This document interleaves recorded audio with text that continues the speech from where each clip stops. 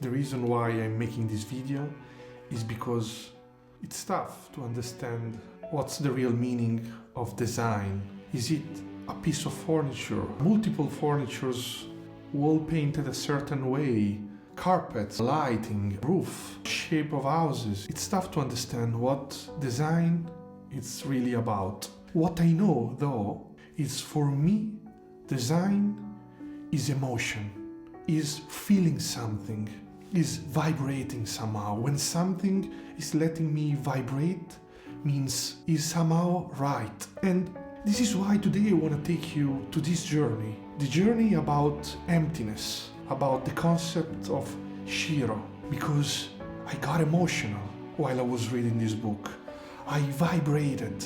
I felt something. I was reading this book and I was grateful that somebody pushed me to buy a book, this mesmerizing piece of art.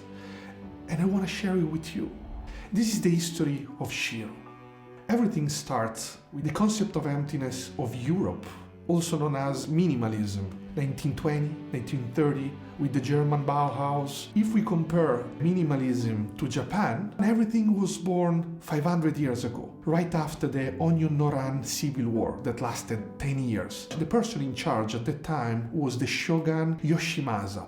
And this guy, the beauty of this guy was, beside being a war captain, was also a person really in love with aesthetic and design. He resigned and he built his own place in the middle of nowhere. We can imagine this place where the outside, everything is green, everything is precise, and everything is in the right spot, with only the sound of flowing water. And of course, he took inspiration by the Chinese Zen garden. But the beauty is in the inside.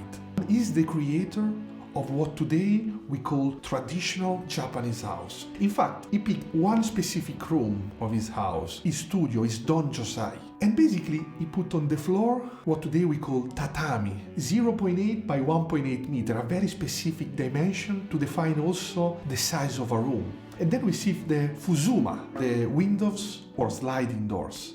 And then we have the wall, the shoji. Both of them are made with paper. And today, those are the pillars of traditional Japanese house. It's mind-blowing, this concept, the way that they've been invented. Somehow, Yoshimasa was one of the first Japanese designers.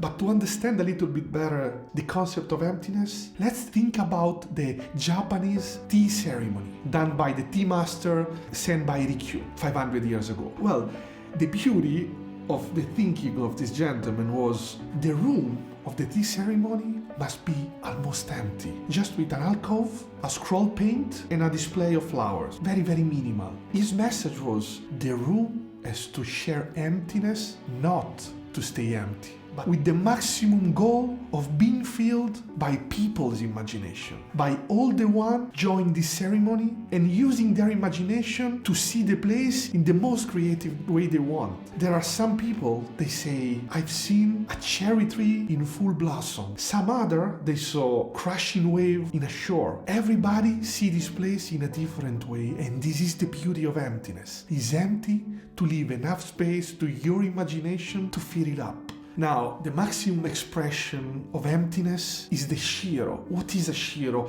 What is Japanese culture? What is Japanese religion? Well, let's think about Japan like a place very unlike it. It's often hit by earthquake, tsunami, and people develop this belief in deities all over the places and must be respected. They believe that deities are above the clouds. There is one deity in every root of daikon. There are 7 deities in every rice of grain. Deities are everywhere. So they built this Shiro. What is a Shiro? A Shiro is nothing more than 4 pieces of slat wood on the ground with a single piece of rope that goes all over. This rope creates an empty space. Their concept of emptiness is empty because the maximum hope is a deity walking close by would be in a need of a shelter, of a place to dwell, and could find this Shiro to live in.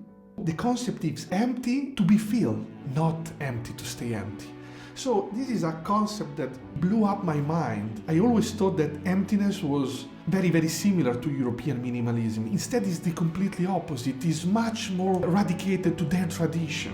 Now, the Shiro is a very minimal structure. In fact, if we put a yen, a roof, on top of the Shiro, we get what we call yashiro. And if we put a roof, a fence, and a torii, we reach the maximum expression, which is the Shinto Shrine. One of the most famous Shinto shrine is the Ise Grand Shrine. It was built in 1813, the very first time, and I explain you why. The concept behind the Shinto shrine, behind being a place where you hope a god will dwell in, it's also a mix of tradition and modern, because the Shinto shrine get completely demolished every 20 years. A master builder is assigned to use the blueprint, just changing a little detail that belongs to the modern world. This tradition started in 1813 and the last one was in the 2013, the 62nd edition. It means that this place has been demolished and rebuilt for 62